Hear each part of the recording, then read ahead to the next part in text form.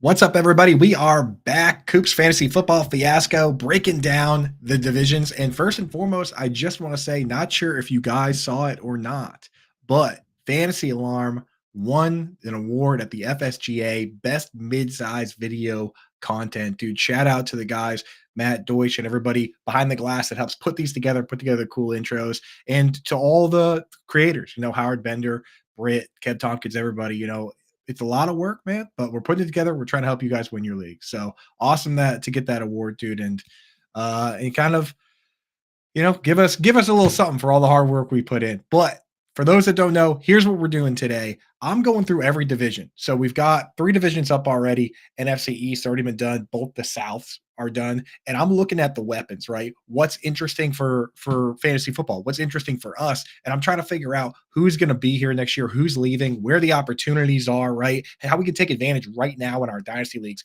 make trades like before guys get new roles or before they go to new teams, just any way that we can get a leg up on everybody else. And one big way to do that is look at the contracts and say, okay, you know what? This team can't bring anybody in. So somebody from the team is going to have to step up here, right? Or, where's T. Higgins going to go? Okay, this is where he's probably going to go. Thank you guys in the chat. Anthony, on Cooper popping in.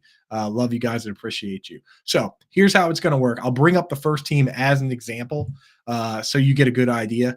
I went through and I wrote articles on all these teams. If you want it in writing, you can check that out too. I color coded kind of the weapons depth chart here. So red. What that means is they're either they're all at risk of being cut or traded, right? So Mac Jones, for instance, not really at risk of being cut, but there's rumor he might get traded. Green means that their roster spot is safe and their role is safe. Yellow means their roster spot is safe, not necessarily their role. And then white are free agents, whether restricted, unrestricted, whatever. So that's how we're going through. That's going to be the color code. And we're going to break down for all you guys, right? So why not get started right now? New England Patriots on the clock here. And that's the word. The word is they're looking to move Mac Jones. And people, we love to make jokes and be like, oh, what are they going to get for him? A ham sandwich, right? Which, that is funny. But the reality is that every team individually scouts these prospects and they have their own takes a lot of times on these guys. And that doesn't necessarily fully change based on what we see because these teams are arrogant. These organizations think that they can fix these guys. They think that they're right. They think they're the best. That's why you see a guy like Sam Darnold. He went out, played 3 years for the Jets, played pretty poorly. And then the Panthers traded a second, a fourth, and a fifth to get Sam Darnold after 3 years. Same situation as Mac Jones, where they had 1 year left on the deal. They could pick up his 5th-year option. So Mac Jones could get something. I don't think he's going to get a second-round pick like Josh Rosen did or Sam Darnold did because he wasn't as highly drafted. He went like 15 overall. Those guys were like 1st and 2nd overall. But I think Mac Jones could fetch a deal kind of similar to what you saw for like a Baker Mayfield. Right. Yeah, Anthony, a lot of red and white on there. And Toronto Dave, Hunter in the henhouse, maybe no longer in the henhouse. We'll have to see. We'll get to the tight end shortly. But so Mac Jones, I think the deal Baker Mayfield got traded for from the Browns to the Panthers, it was essentially a 5th-round pick where if he played more than 70% of the snaps, it became a 4th-round pick. And I think that kind of deal makes a lot of sense for both, the Patriots and Mac Jones, where they say, okay, and whatever team takes him, they say, okay, give this guy a shot. If he turns into your guy, you give us a better pick back. And if he doesn't, then the pick ends up being whatever, right? Like, let's say you're the Giants, for instance, and you want to know if Daniel Jones is the real deal or not, right? And he's coming off an injury, so you kind of have an excuse to start your other guy regardless. What if you do like a conditional trade like that, where it's like, okay, 5th-round pick, and if the guy plays 70% of the snaps, now it's a 4th-round pick, and if he makes the Pro Bowl, now it's a 3rd-round pick, right? And you send that over, and what you do is you compare the guy to Mac Jones, to Daniel Jones, and if Daniel Jones is way better than Mac Jones, great, you learn something. You learn that Daniel Jones might be the guy. But at least if it's even close at all, and both these guys are bad, now you've learned something that matters, right? You've actually found out that neither of these guys are the guy, and that's honestly to these teams at the most important position in football, that's worth a 4th or 5th-round pick. I mean, Trey Lance pretty much didn't even play at all, and he went for a 4th-round pick. So I think they're going to get something from Mac Jones. What it's going to be, we'll have to see. But don't scoff at this idea of him being traded because quarterbacks are just valued more highly than other positions. So he will probably get traded for something. You know what I mean? Could be end up being a 6 or whatever. Doesn't matter. Bailey Zappi, he's not the guy either. He's in a spot where he could make the roster as the backup, but they're likely drafting a quarterback at 3. That's what everybody's saying. So Bailey Zappi kind of ends up in, you know, honestly for him the worst spot of the two, because Mac Jones getting traded could get a fresh start somewhere. Bailey Zappi, he could end up getting stuck as the backup behind a guy they drafted 3 overall, which means he's just not going to get a shot, right? The thing with Bailey Zappi is he was actually released at one point. Any team could have added Bailey Zappi if they wanted him. So we're already talking too much about Bailey Zappi. There was too much local hype for this guy when he was never really going to be anything. So there you go. Pat should do. Anthony says Pat should do what Houston did: draft a QB and trade up, take another player. I mean, now you're preaching to the choir. Now you're talking to like the insane homer in me. That, you know, I try to be unbiased, but in the back of my mind, I'm like, yeah, let's trade up for a quarterback at 3 and then take Marvin Harrison Jr. at 4. Right? Like that's what you want as like a homer fantasy wishing guy. But the reality is that it's very difficult to do that. And when you do that, if they were going to do that, they should take a quarterback and then they should take Joe Alt at left tackle. They shouldn't take, you know, maybe they will. It's just very rare they do exactly what we want to do in fantasy football land. Let's get to running back. I mean, Ramondre Stevenson, he's locked in. He's the guy. The only question is whether they want to supplement him with someone else. But I mean, I could see him coming out and just being a full down, every down workhorse, right? For Alex Van Pelt, we saw what Alex Van Pelt, he's the new offensive coordinator coming over from the Browns. We saw what he was able to do with Nick Chubb and even with Jerome Ford. I mean, the success of Jerome Ford, that's why Kevin Stefanski and these guys were up for awards, and that's why Alex Van Pelt is getting paid big bucks to come over here. So, yeah, excited for Ramondre. Zeke, they could bring him back. They could not. He was not super efficient, but he got the job done in the situations they asked him to. He was decent on screens, wasn't that good at pass blocking, and, you know, he could get a yard when you needed a yard. And that's exactly what Zeke is. If I'm Zeke, though, there's a lot of other spots you might go to. In fact, we're going to talk about one team in this division that could potentially use Ezekiel Elliott. So we'll have to see. Kevin Harris is a guy that's been released from the team and added to the practice squad. So he'll be fighting for his, and then added back and everything. He'll be fighting for a roster spot with everybody else. But I wouldn't be surprised if the Patriots do go out and draft a running back, not like the top one off the board, but just somebody to be a cheap backup behind Ramondre. It's been the philosophy for years to replace guys through the draft, right? They drafted Ramondre the year after they drafted Damien Harris in the first round. So don't be surprised at all by that. Wide receiver is where it gets dicey and where it gets bad. Because here's the thing. People are probably looking at this and saying, oh, why aren't Devontae Parker and Juju Smith-Schuster red here with the other guys that could get released? Because the contracts for these guys, there's really no benefit to releasing them. Devontae Parker got an extension last year, a 3-year extension. If they were to cut Devontae Parker without a post-June 1 designation, it would actually because of the contract magic, it would increase the amount of dead cap for him this year. Money would become due and would actually have a negative like $1.5 million cap hit. No joke. Devontae Parker, if they're going to release him, they have to do it as a post June 1 designation. So for those unfamiliar with what that means, you just hear it offhand. Post June 1 designation used to be that if you waited until after June 1, anyone you cut after that point, their contract could be spread over the next 2 years. So this year and next year, the dead cap, and basically would just free up cap space for this season. The league just saw teams doing that, and it was bad for free agents because like they didn't have a chance. They were holding on to these veterans and releasing them, and then they couldn't land another team before the season started, or like all the good jobs got taken. So they created this rule where you could take 2 players and say, okay, we're going to pretend like we waited until after June 1 to cut this guy, but we're going to cut him right now. So you get to designate 2 guys if you want as post June 1 designations and get that benefit without forcing that guy to basically sit around and wait to sign him with a new team until after June. I think that's a good rule. So if you were to do that with Devontae Parker, they would still only save like $1 million this year, and they would have a ton of dead cap spread out over the next 2 years. Same with Juju. There's really no benefit to cutting him this year. Both players, though, could be traded. And if they were traded based on the contract, you could save some money there. For instance, if they cut Juju, it does nothing. You literally just get the roster spot and you have all the dead cap, basically. If you trade him and you have $5 million in dead cap, but you could have $5 million in savings, the other team picks up the $5 million. So Devontae Parker and Juju Smith-Schuster, and I'll tweet this out later. My thought process is with these 2 guys, if Any team out there wants these guys for even a symbolic 7th round pick, they can probably have them. Which you say, okay, who the heck would want them? There are teams out there that might want these guys, not just because they're good players, but also with the way the compensatory pick formulas work. Sometimes you're better off trading for guys than you are signing them.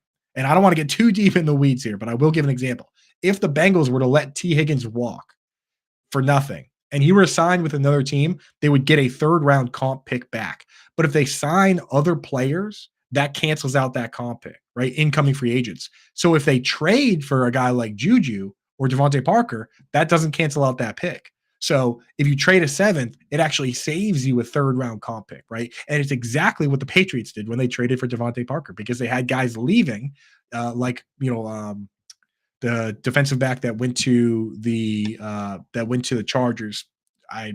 The undrafted free agent defensive back that went to the Chargers escapes me right now. When they let him walk, they traded for Devontae Parker to not cancel out that pick. A team might use that same thing with this team. So it's not crazy to see these guys traded. I know it's kind of minutia here, and we're not going to try. I don't want to get too deep in the weeds, like I said, but that's why those guys could get moved. Now, Demario Douglas, he's like, to me, the best fantasy asset out of this pass catching group across the board, right? Demario Douglas, pop. He looked good last year, right? Tyquan Thornton, jury's still out on him. He might just end up being a field stretcher, but at least we know he's fast. Kendrick Bourne is a guy they like. He's a good locker room guy. He's got a secret handshake with like everybody on the team. They might want to bring him back just because they want to keep the culture. He, mentioned that he was open to coming back to the team. Shout out to our boy Anand Nanduri that was out there with the draft, ran into Kendrick Bourne, was talking to him, got a selfie. We like to have boots on the ground, so he's open to coming back. So we'll have to see, man. Jalen Reagor, not going to happen. Matthew Slater, he's probably gone as he's a Belichick guy. Had arguably the best special teams career as a non-return guy you can have. It's either him or Steve Tasker from the Bills. I hope Steve Tasker gets in the Hall of Fame because I think Matthew Slater deserves to be in the Hall of Fame. Kayshon Boutte, a prospect that people loved before the draft, but he just didn't really pan out, And then Trey Nixon, again, he was like the last Ernie Adams guy. Like the Ernie Adams is Belichick's, secret advisor that was hiding in the dungeon, like go scouring the rule book and finding all these guys. Trey Nixon was the last one of those guys, and he's probably gone too. That's why I have him in red. So that's it, man. I think they need to draft wide receivers. They're not going to be able to really sign them. I don't know who would you're not going to get, even if the Colts don't tag him, you're not going to convince Michael Pittman to come over and play with whoever the 3rd best quarterback in this draft is. So that's not happening. So that's where you're at, dude. At tight end, this is where it's interesting. Hunter Henry, Mike Gesicki, Pharaoh Brown, all free agents, dude. All unrestricted free agents. So they have no tight end signed right now. If they could bring back Hunter Henry, great. I think he's a good 2-way tight end. Mike Gesicki is probably gone. They didn't utilize him at all out of the slot like they said they were going to. So he could be fantasy relevant if he lands at the right spot, but he's basically just a big slot receiver. So he needs to land somewhere and be utilized like Evan Engram with the Jaguars, right? Tommy, shout out everybody in the chat. What's happening, dude? So yeah, here's what I would do. If you can't get Hunter Henry and you can't get Dalton Schultz, those are the top 2 guys. This is what I would do at the tight end position. And again, just my personal opinion, but I do a lot of research into tight ends, right? You got Alex Van Pelt coming over from the Cleveland Browns. He just used David Njoku, an incredibly athletic tight end, as his starter. He had Harrison Bryant as the tight end too, right? What I would do with Alex Van Pelt is you bring over Harrison Bryant, who knows the system, right? He's a free agent right now. So you bring him over to be your tight end 2 or even your tight end 1 along with Alex Van Pelt. You keep Pharaoh Brown, even though he's an unrestricted free agent. Pharaoh Brown did 2 stints, not 1, but 2 different stints where he played for the Browns under Alex Van Pelt. So he knows the system. So you keep Harrison Bryant, you keep Pharaoh Brown, and then you go and try and find a reclamation project with go look around and find who the most athletic tight end is out there that's a free agent that could just, maybe they just haven't had the right spot yet. I'll give you the number 1 example, Noah Fant.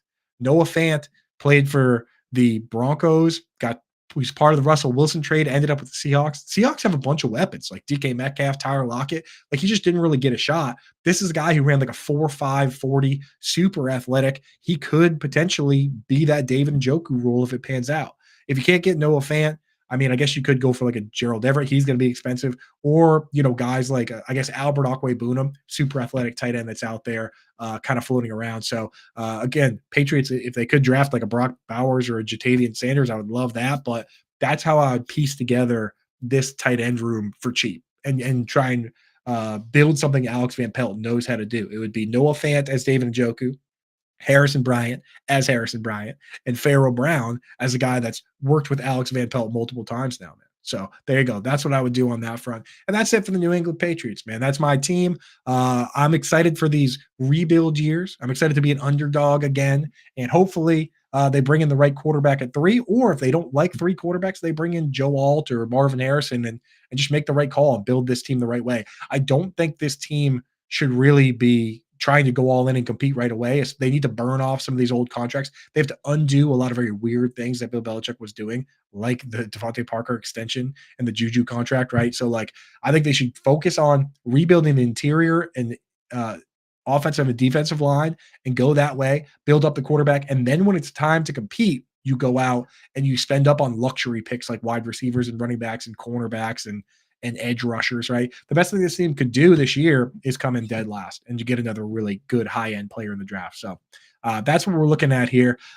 Before we get to the next team, just wanted to mention to you guys, I've been tooling around with our sponsors, FFPC, and they have a best ball platform now. They're getting in on the best ball game. Never Too Early best ball tournament is already open right now over at FFPC.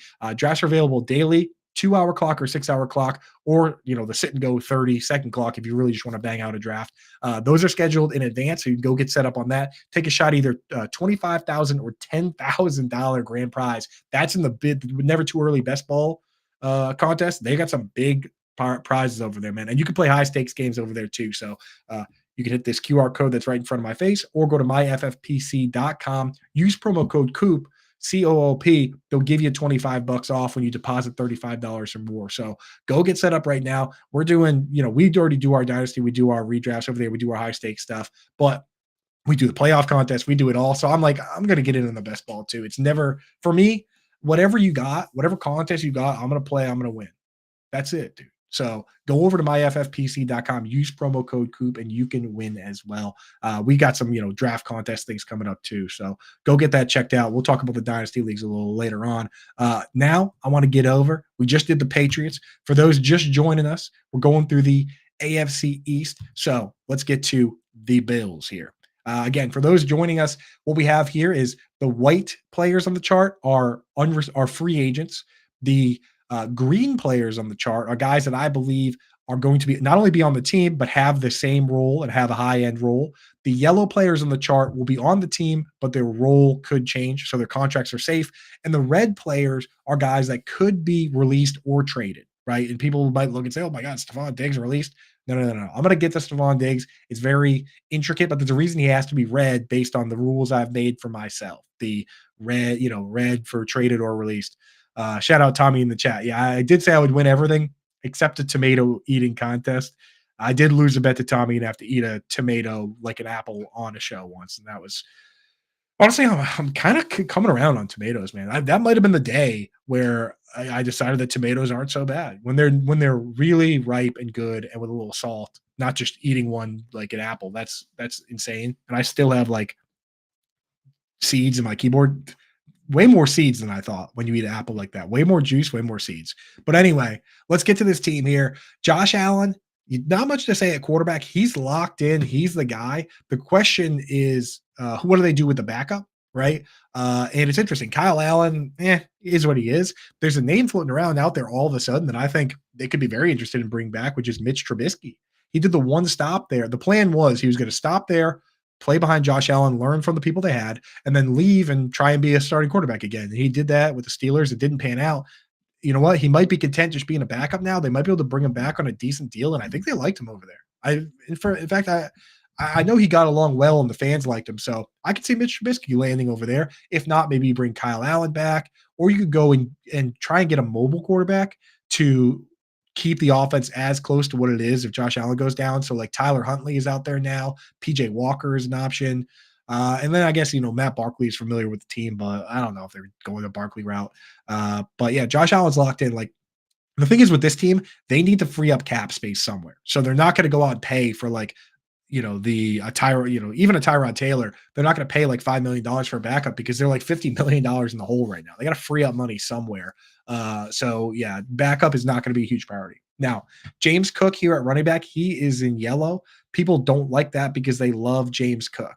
Now, I like James Cook too, but I have to talk to you guys about some issues with James Cook that could lead to them bringing in a complementary piece, right? And there's two. One is that he's not that big a guy, and that's obvious. And they went out and they tried to get a bruiser back, as you can see looking at this chart. Latavius Murray, Damien Harris, Leonard Fournette. They tried all these guys out. Latavius Murray was fine, but no one really became like the 1-2 punch. Like James Cook he still led the team in carries, still led the team in receptions, right? So that's one side of it, that they could be looking for a guy to supplement the bruising part of the run game, which is fine for us in fantasy because we care most about receptions.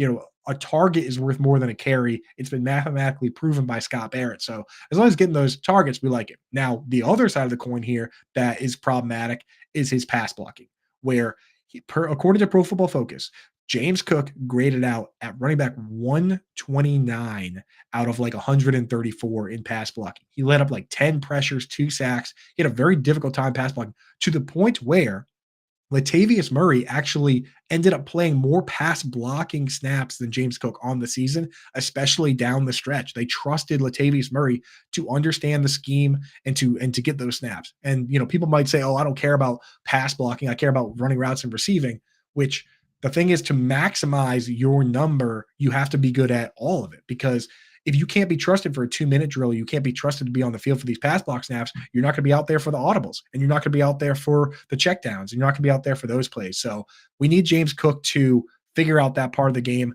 There are plenty of guys who have figured out, and there are also plenty of guys who aren't that good at pass blocking. They're just so good at catching passes that it doesn't matter. Like Christian McCaffrey and Alvin Kamara have never really graded out that well at pass blocking, but you're not going to take him out of the game. So James Cook could be all right there. He might be, again, the full every down back. I just worry that this team has wanted to bring in another heavy plotter back, and he has trouble with pass blocking. Like that sounds, and I kind of foreshadowed this earlier, that sounds exactly like Zeke Elliott, right? You look at what Zeke Elliott was doing with the Cowboys and why Tony Pollard wasn't getting the full job. It's because Zeke was good on rundowns and he was good in pass protection, and that split the backfield, right? And that was problematic for Tony Pollard for a long time. Maybe they do bring in Zeke exactly to do that. I mean, they don't have the money for Derrick Henry, but that would be obviously Derrick Henry, James Cook. 1-2 punch would be awesome, but that's not going to happen. But like guys like Gus Edwards, Zeke Elliott, A.J. Dillon, Donta Foreman, maybe Latavius Murray coming back again. Like they're going to need to do something. You can't just have Nyheim Hines and James Cook. Those are the only 2 guys on the contract. And people forgot.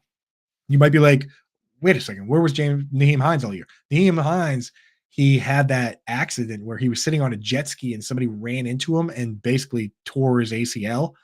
Like Nyheim Hines, we don't know if he's going to be back or what level he's going to be back. He was mostly a kick or punt returner before, right? Ty Johnson's an unrestricted free agent. He can return kicks. He returned kicks. He was basically did Nyheim Hines' job while Nyheim Hines was out. Like you never know. Yeah, Tommy, get in the game. Cook Brothers Unite. Maybe. I know Dalvin said he didn't want that, but maybe at this stage they would, right? And yeah, Foreman does feel like a New England guy, right? Like LeGarrette Blount or Corey Dillon. It could happen. But Foreman would be a good. I mean, he doesn't catch passes at all, so it would be a good combo of like Foreman just for the plotting work and James Cook in the dynamic work. Then James Cook is still highly fantasy relevant, or maybe they just draft somebody or bring in, cheap players, and James Cook is the man every down. That's what I want for fantasy football. But I have to be the bearer of bad news and the Prince of Darkness at times. Just pointing out that they have one guy under contract and the other guy tore his knee up in a jet ski accident. So, they're going to add players.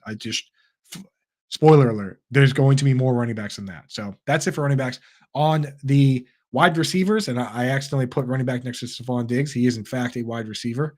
The reason Stephon Diggs is red is because there are trade rumors, and he acknowledged them himself. That's the thing, is he's like, I'm preparing for whatever. I'm going to be ready no matter what. So we have to put him in red as a guy that could be released or traded, because he could be traded. He's not going to be released. I looked at the contract. It's not even possible to release him. There's no monetary value in it. Also, trading him doesn't have a ton of monetary value. So it would really have to be a situation where they can If they trade him as a post June 1 designation, they could save $19 million this year. So if they're really in the hole, which they kind of are, then maybe they do that, or it's an attitude thing. But this team would be in big trouble if they lose Stephon Diggs. They would, then all of a sudden they're not just one wide receiver away. They need a whole wide receiver room because Gabriel Davis is on his way out. He's a unrestricted free agent, and I don't think he's the guy. And then Khalil Shakir, I know people on Twitter love him. He's like a darling or whatever, but he's just not, to me, he's not a full-time wide receiver, right? And what this team needs is just want to compete and potentially win the Super Bowl is just one other full-time wide receiver opposite Stephon Diggs they can trust. Because they hit on Dalton Kincaid and Dawson Knox, they can run a lot of two tight end sets, and they obviously use fullback Reggie Gilliam, so they don't need a full-time wide receiver 3, right? All you need is Stephon Diggs back, and you need the best possible wide receiver 2 that you can get opposite Stephon Diggs. And then Khalil Shakir is your guy that comes in on third downs, and he also returns punts and kicks and stuff, right? It's like, is that so bad? No. Well, he returns punts, he doesn't return kicks. So that's all you need. You got Justin Shorter, who is a draft pick. He missed the whole year with the hamstring, but his contract is dirt cheap, so he'll be around. Deontay Hardy, what he did is he returned a lot. He returned virtually all their kicks, but the reason I have him red here, he's under contract, but they could save over $4 million by releasing him, and they're like 51 million in the hole. I think they could find somebody else to return kicks for cheaper, somebody who's already there, right? Khalil Shakir, for instance. So you just you let Hardy go. Actually, I apologize. He didn't return kicks. He returned the punts. So you just let Deontay Hardy go. You release him. You take the money, and then you have Shakir return the punts, right? Trent Sherfield, you don't need him because he was kind of going up against Khalil Shakir, but Shakir proved that he's a better slot receiver. So you can let Sherfield go. So I think what this team's got to do, I mean, man, they're not going to afford Pittman or Mike Evans or any of those guys unless they do some crazy restructuring. If they do that, then great. But we can't really predict that because they're $51 million in the hole. Josh Allen, Stephon Diggs, and a bunch of stars would have to give up a bunch of money to make it happen. So it's not going to happen as of this moment. The best guys they could maybe convince to come there to try and win would be like Marquise Brown, maybe. I mean, Marquise Brown, probably, he's a free agent. Maybe they could convince him, like, hey, if you want to try and win a championship, we got a spot for you opposite of Stephon Diggs where you can play every snap. We'll do like a 1-year deal so you can get paid the following year, but you can do a prove it 1-year deal here. This is the place to do it. You could do that, man. Otherwise, you're looking at Gabe Davis bringing him back, or, guys like DJ Chark, Kendrick Bourne, I guess, Curtis Samuel, Nelson, one of the Ravens guys, right? Odell or Nelson Aguilar, but I don't know, man. There's not a lot out there. This is the team, honestly, they should spend up.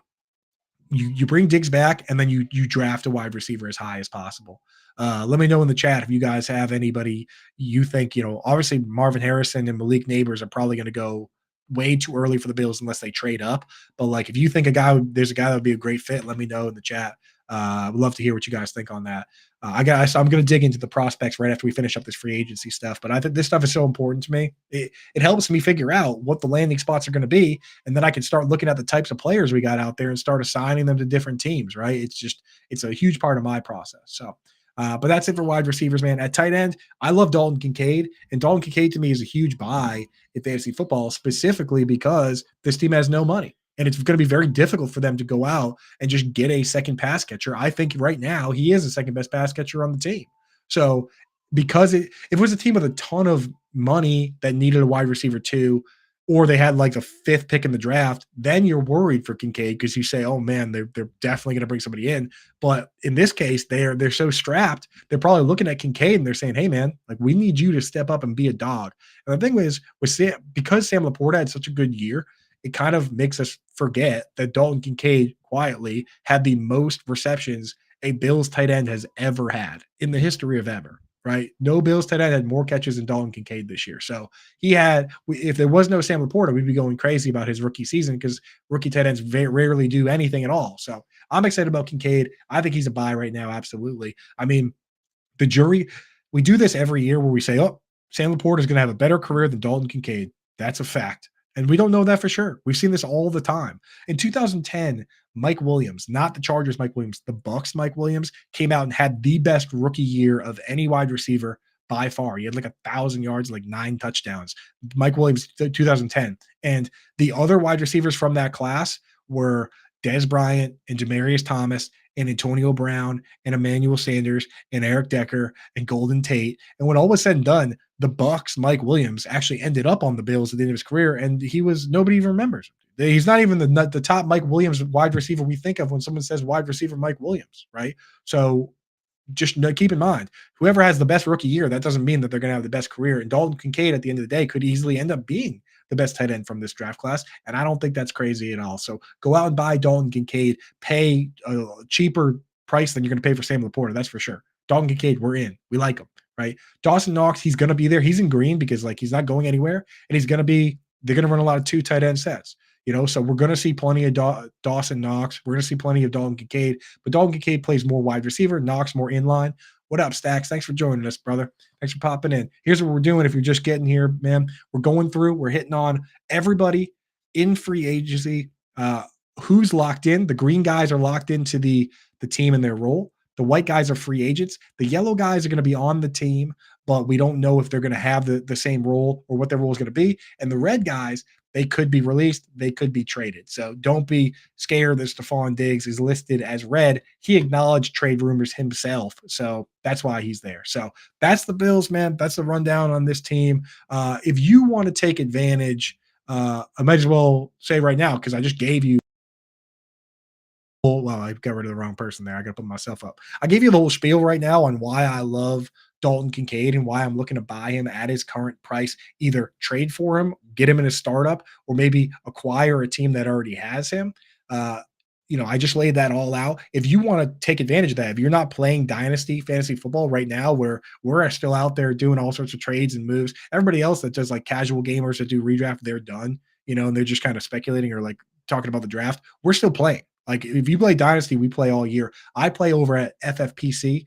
If you want to play there, use promo code Coop, COOP. They'll give you $25 when you deposit 35 or more at myffpc.com. And there's 2 ways to jump in over there. You can either do a startup, in which case you can get Dalton Kincaid way after guys like Sam Laporta and Trey McBride. Brock Bowers, I just saw that the rookie Brock Bowers, even before the draft, they're projecting him to go as like the tight end 2 in these startup drafts. Crazy, right? Like right after Laporta, which is nuts. Like you can get Kincaid, or if you don't want to do a startup, I think this is even more fun. You go out and take over an orphan team, right? So over at FFPC, they never close the leagues down. They just take the teams and if somebody has to leave or whatever, then you can buy in and take that team. So you can go find a team that has Kincaid and a bunch of players you like, and you keep those players. And then you look at all the other players you don't like, and you have the golden opportunity to trade them away. Like it's so much fun to take a team and be like, okay, you know what? Because if you do a startup, you love all the guys already. Like those are your babies. If you do an orphan team, then you can trade away all the guys you don't like, and that's even more fun. Honestly, you have the golden, the green light there. So go to myffpc.com, use promo code Coop. They'll give you $25 when you deposit 35 or more, and they'll give you a leg up versus starting your own league. Now you got to chase people down for dues. You got to pay your own money. So go get set up over there. I actually one time took over. Just a quick sidebar. I took over an orphan team and a Sirius XM team from Lisa Ann. Lisa Ann's amazing, but she unfortunately at the time was so busy she didn't pay attention to the team for an entire year and forfeited the draft picks. And the team had 3 guys on it that were retired already, like Brent Selleck and Rob Gronkowski. Team was in a lot of pain, but it was a lot of fun to go in and trade and rebuild. And I actually brought the team all the way back to prominence. Matt Deutsch, producer behind the glasses in the league, brought the team all the way back to prominence. And right when I was ready to compete, they shut the league down. At FFPC, a league has never been shut down, according to Eric Bachman over there. So go get set up. A lot of fun, man. But we're going through all these teams, allocated 15 minutes for each team. Now we're behind, right? No more talking about FFPC. I love them.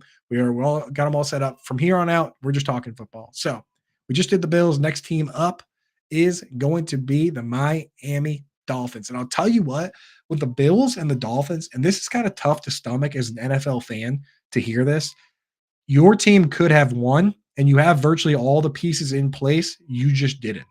And that hurts. Only one team gets to win. So every year, 31 teams lose and they all panic and they all sit back and say, what do we change? What do we got to do? this team could have won, man. I've seen the Bills and the Dolphins beat each other. I've seen them beat the Chiefs.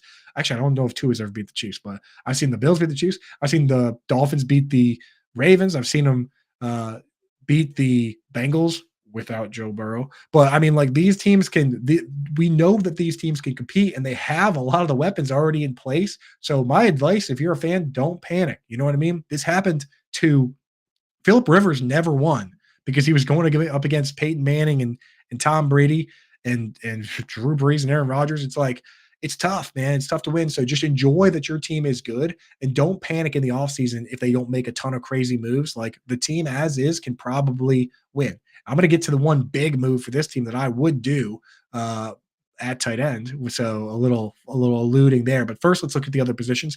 Quarterback Tua. I like Tua. I didn't like Tua originally. Left-handed quarterbacks doesn't look normal to me, right? It's very strange. If you go there's highlight reels of like James Harden and Tua where they're flipped and they're right-handed, and honestly, it's more aesthetically pleasing to me. It makes a lot more sense to me. But I will say this: I've grown on Tua. He knows how to operate in this system. He can run it to a T. He can make all the throws that they were asked him to make in this system, right? And I think he deserves to get paid. Whatever Dak Prescott's going to get paid, which Dak Prescott's going to get a lot. Right, he might even get a new contract that sets the bar because the cap's going up. He might beat Joe Burrow's contract because he just had his best career he's ever had. Dak Prescott, he was like QB3 or whatever it was. You know what I mean? Like so, he could get paid a lot of money. He's a lot older than Tua. I think whatever Dak gets, just give Tua that, and then we'll move on with our lives. Does that sound so bad? Sounds pretty good to me. So they got to pay this guy. They got to keep this guy, right? Unless he wants to go with the Kyle Shanahan approach. I know Mike McDaniel's a Shanahan guy and just, have the kind of ego where it doesn't matter who the quarterback is. And then you never win the Super Bowl because you never truly have an elite quarterback. Well, I mean, Brock Purdy could be elite. Today's not the day for that discussion or that argument. That could get me in a lot of trouble. I will say this. I like Tua in this system. I think they should pay him and keep him. I also like Mike White as the backup, and the new rule with the third quarterbacks being active without having to be on the active day, game day roster lets you keep Skylar Thompson around, as the third quarterback. His contract is fine. It's like at the end of the day, they'll have to decide if they want to carry 2 or 3 quarterbacks, if it's just a roster spot thing. But as far as third quarterbacks go, I don't mind Skylar Thompson at all. At running back, both Raheem Mostert and Devon Achane are yellow simply because we don't know what the roles are going to be exactly. Like Raheem Mostert was a starter. No question about it. And I said this in a bunch of videos. I said, hey, this team likes Raheem Mostert a lot. They drafted Devon Achane because he's a speedster like Mostert. So they drafted this guy to be another version of the guy they have. That could just mean that Raheem Mostert's the starter, and this guy is the next version of him, right? Raheem Mostert is 31, going on 32, so eventually he will be gone.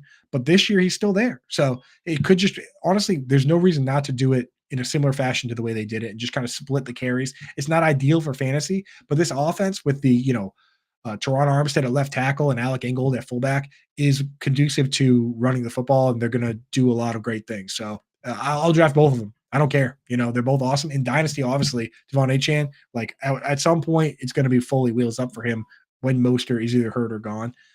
In this running back room, Salvon Ahmed is going to almost certainly be gone. He was just a leftover from the rebuild period where he got some carries in that situation, but, it is what it is. Chris Brooks is a restricted free agent, so they could bring him back for fairly cheap if they want to. That's going to be up to them.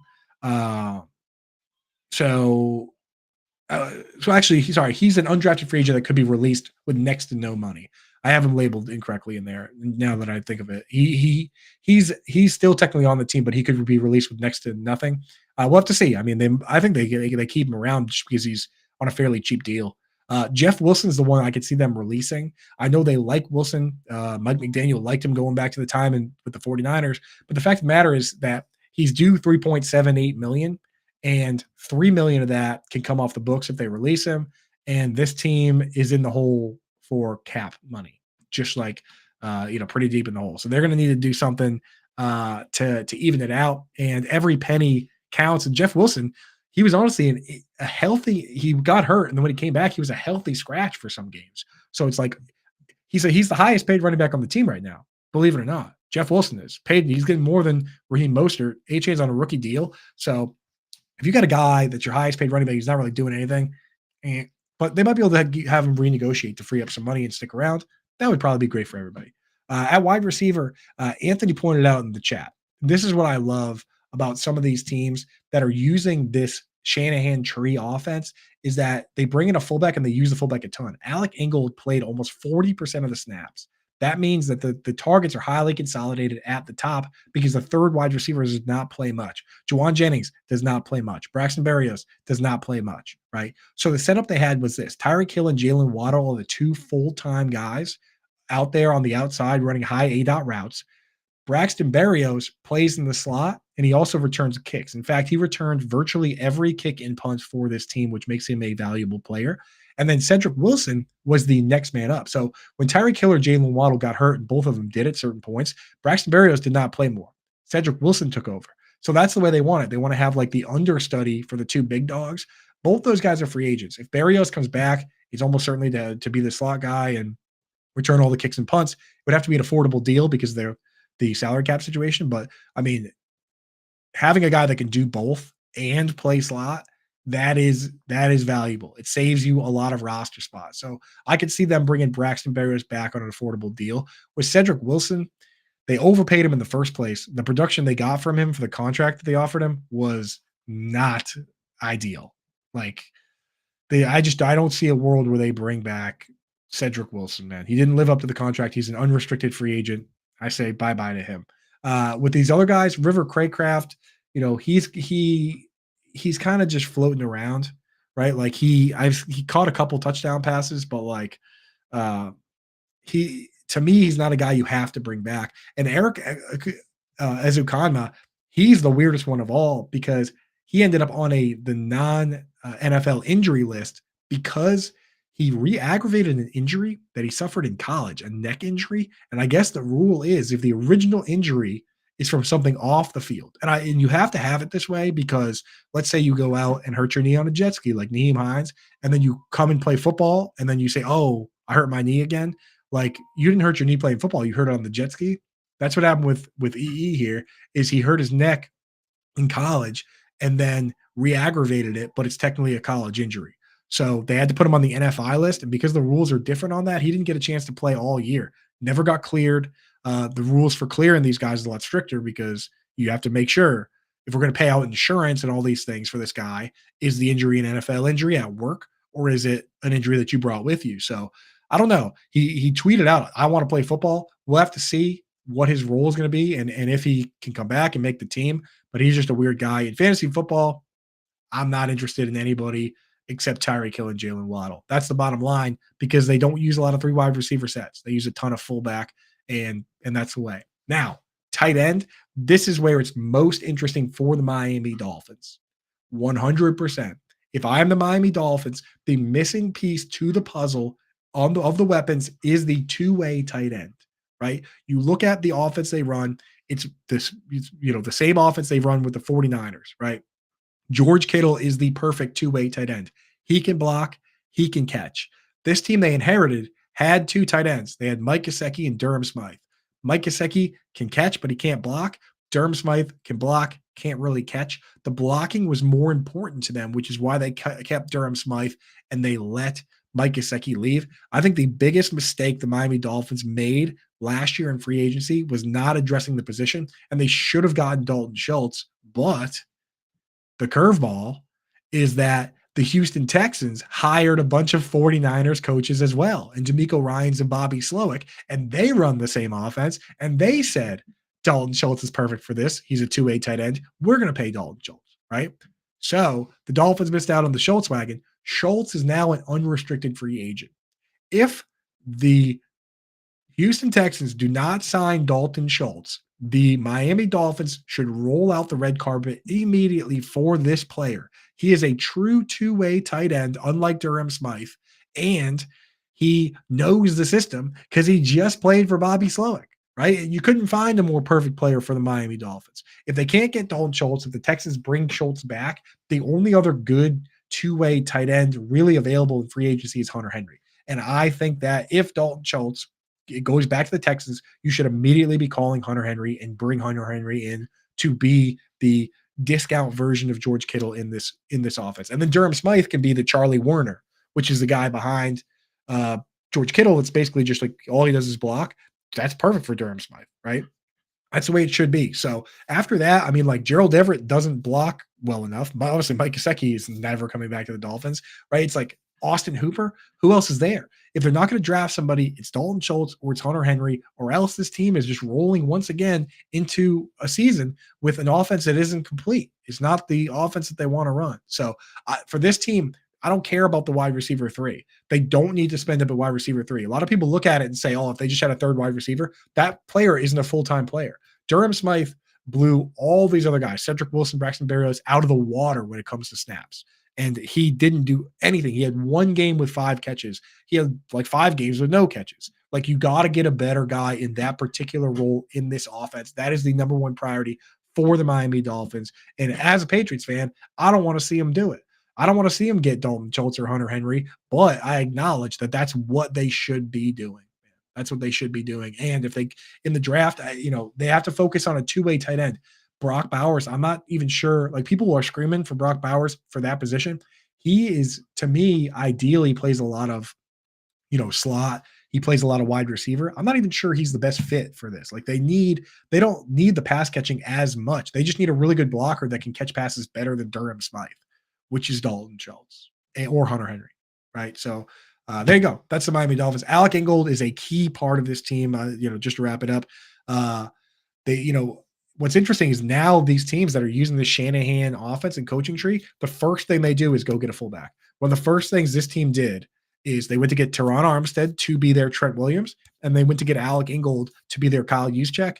When D'Amico Ryans and Bobby Slowick went over to the 49ers, the first thing they did was sign Andrew Beck. They already had Laramie Tunsil, right? So when Bobby Slowick goes to another team, the first thing he's going to do, this year they convinced him to stay, gave him a lot more money, but next year he probably will go to another team. When he goes to be a head coach or an offensive coordinator of another team, the first thing they're going to do is go out and get the best possible fullback. And I think it's kind of intriguing that the fullback is back, baby. Let's go. I'm a tight end guy, but you got to speak up for all these positions because, as soon as they take away the fullback, now they're trying to take away the tight end, So shout out to the fullbacks. I'm like the Lorax of the tight ends and fullbacks. I speak for the tight ends and fullbacks because someone's got to speak up for them, dude. Someone's got to speak up for them. They're already coming for kicker and defense in our fantasy leagues. And I see people saying like, oh yeah, just get rid of the tight end position. No, shut up. Keep the tight end position. Stop trying to make it easier for yourself. If you're a serious fantasy gamer, you want this to be as hard as possible to give yourself an advantage. Have a bunch of positions, have a bunch of flexes, have a bunch of deep benches, right? That gives an advantage to us because we're here on February 16th talking about Alec Ingold, right? That's how we win. So that you want tight end, you want all these flexes, right? Add a fullback spot, dude. We'll find the best fullback, dude. It's obviously Kyle Juszczyk, but dude, Patrick Ricard, there's sneaky guys out there. You know what I'm saying? Shout out Maine Black Bears. So that's where I'm at. And that's it for the Miami Dolphins. Let's get to the last team here in this psychotic solo show. And that's the New York Football Jets, right? And this one, man, it's interesting because Aaron Rodgers is going to be back and he's going to play. Like, that's the idea. Zach Wilson, there's a lot, like Mac Jones, there's just a lot of talk about trading him and getting him out. As far as backup goes, it's interesting because Rodgers at one point did not want to acknowledge at all Jordan Love, just like Brett Favre didn't want to acknowledge him, and he didn't want to help a backup. But I think at this stage, the way he's talked about Zach Wilson, like, he understands that he's not going to play forever. And I think he would be receptive to having a backup there to kind of, that he would actually share some secrets with and say, hey, you know what? Like, this is how you do this job. And this is how you can take over this job when I'm gone. So maybe they can bring in like a reclamation type guy, or yeah, Anthony, that's a good call. Bo Nix, right? Somebody you don't have to draft at 3 overall or whatever, right? Yeah. So, Tommy in the chat digs to the Jets. I don't know if the Bills are going to do all that, dude. Trading within the division is, you don't do it if you're going to look back and lose to that team in the playoffs. So that's where I draw the line. Teams do trade in the division, right? Patriots traded Drew Bledsoe to the Bills, and Wes Welker, the Dolphins traded Wes Welker to the Patriots, right? They traded Devontae Parker to the Patriots, but I don't think you do it with Stephon Diggs. That's a little spicy for me, Tommy. But yeah, so Aaron Rodgers is good. They got to find some sort of backup. I like to see them draft somebody in the later rounds or bring in, like a Drew Lock. There you go, Drew Lock. Because they're not going to bring Darnold back. But like Drew Lock is a young guy that, he could have a little juice in the tank. You can see what you get, right? And he could fill in if Rodgers gets hurt, which is what matters. At running back, Breece Hall, super mega stud.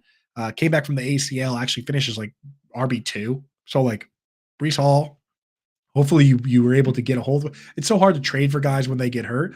Shout out to our producer here, Matt Deutsch, behind the glass. He was in on Breece Hall, man. And, we did I commentated on a live draft that he was doing, and I was kind of making fun of him a little bit for drafting all these injured guys. But, dude, Breece Hall, if you could keep yourself afloat early in the season, he was kind of league winner status, man. He had some monster games. So shout out to Matt on that one. Crush that pick.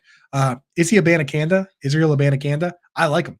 Everyone likes him. He's just stuck behind Breece Hall. I wish another team would have drafted him, but he fell to like the 5th round. So that's it for him. He's just got to play as the backup.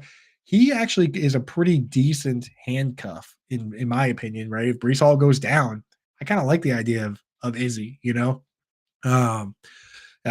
Valade, just another deep cut guy. They're going to have to fill that roster out with somebody else. But I think Breece and Izzy also returns kicks, which is nice.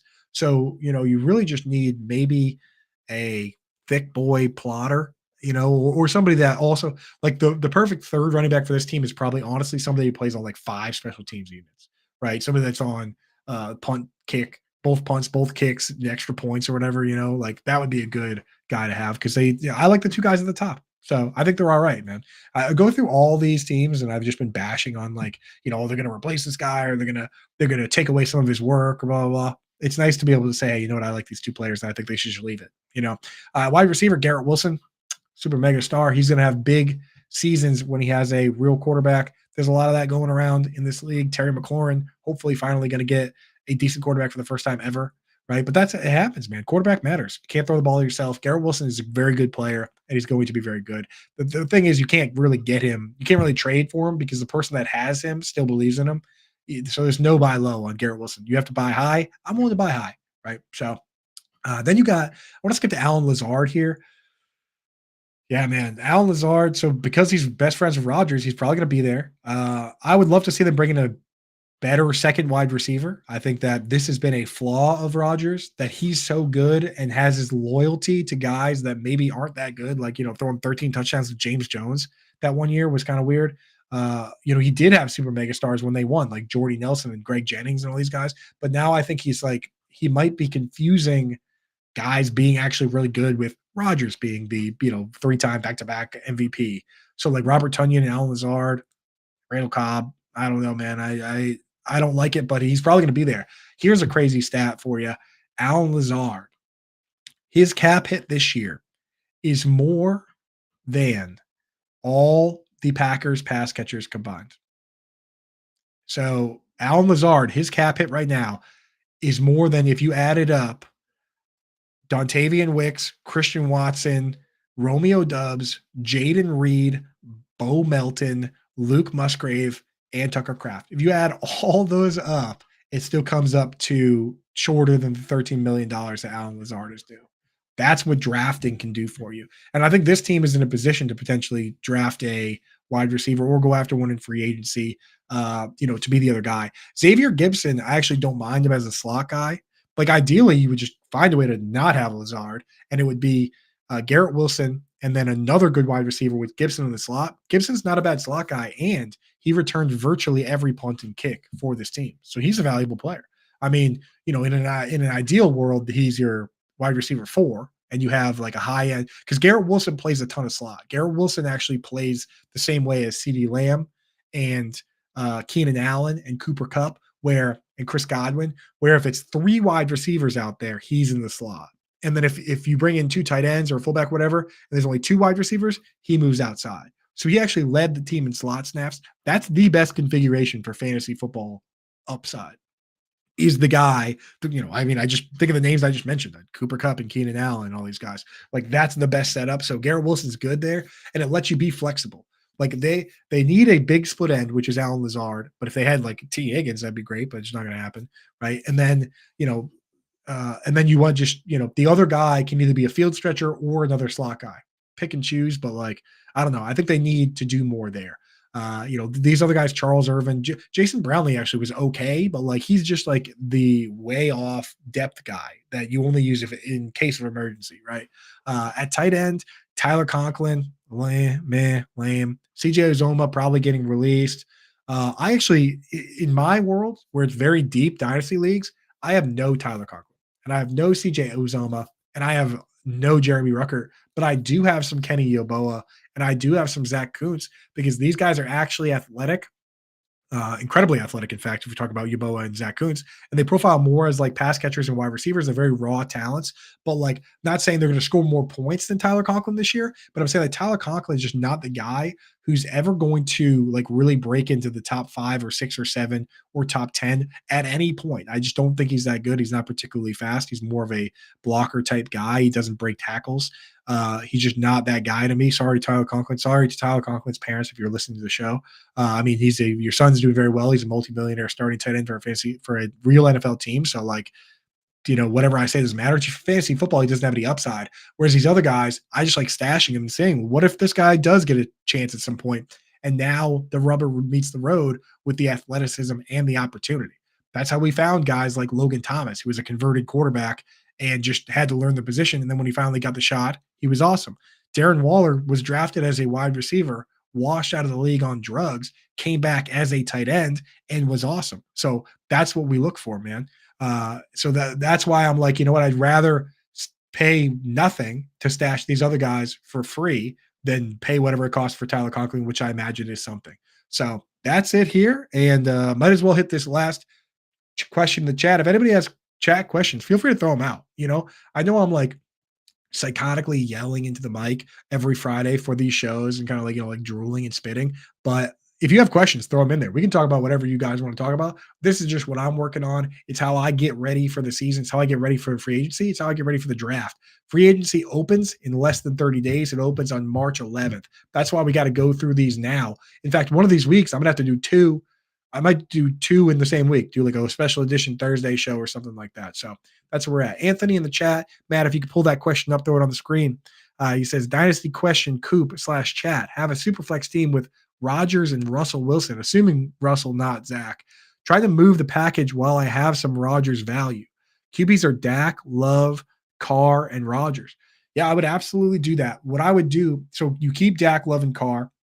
Dak and Love, I like those guys long-term a lot. So you're going to start those guys every week. What I would do with Rodgers is you have to target a team that's win now.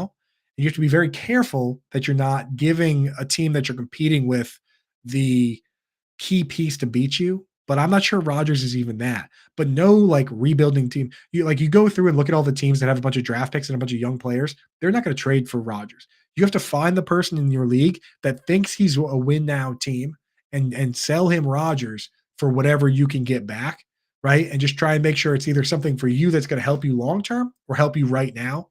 Again, with your team with Dak and Love, you're probably competing right now as well. But you have to with trading a guy like Rodgers, it's not so much just hypothetically thinking about what you can get back. It's about thinking about who in their right mind is trading for this person. And it has to be somebody that maybe has two good quarterbacks and their third quarterback is awful. And you just say to them, hey, you need somebody for bye weeks. You need somebody in case of injury. You need Aaron Rodgers. So that's how I would go about it. And Anthony, you hit me up on Twitter, you hit me up in the Fantasy Alarm Discord, and find one of those teams and shoot me over their roster, and I'll take a look and I'll let you know who I think you should be making that swap for, man. So definitely, yeah. There you go. Matt Deutsch, always on top of things right there. Get a Fantasy Alarm All-Pro subscription. You can ask me questions in the Discord directly. I have my own little channel on there called Coop's Corner, where you can just ask me whatever. I'm also in the Dynasty one. I'm hanging out all over there. We're going to be doing the Fantasy Alarm Best Ball drafts starting very soon.